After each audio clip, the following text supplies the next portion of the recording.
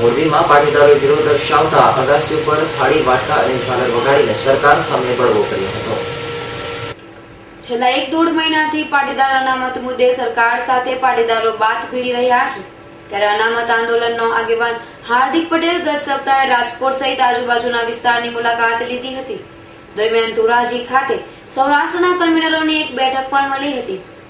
ઉલ્લેખનીય છે કે આ બેઠકમાં હાર્દિક પટેલની ગેરહાજરી રહી હતી, પરંતુ સૌરાષ્ટ્રમાંથી આવેલા કન્વીનરો અને અગ્રણીઓ આજે એટલે કે 15મી સપ્ટેમ્બરની રાત્રે 9 વાગે થાળી ઝાલર વગાડી સરકાર વિરુદ્ધ દેખાવો કરવાનો નિર્ણય કર્યો હતો।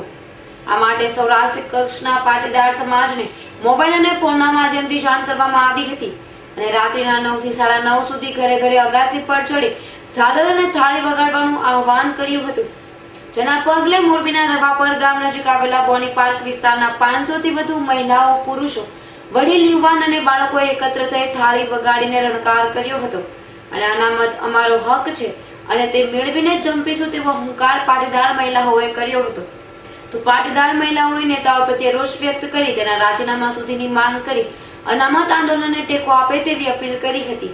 અમારા પાટીદાર સમાજનો આ રણટંકાર છે સરકારને ઊંઘમાંથી જગાડવા માટેનો। આજે અમારા પાટીદાર સમાજ આજ 3 મહિનાથી આંદોલન કરી રહ્યા છે, તો શ્રીમતી સરકારને અમે કહી છીએ કે અમને અમારો હક જોઈએ।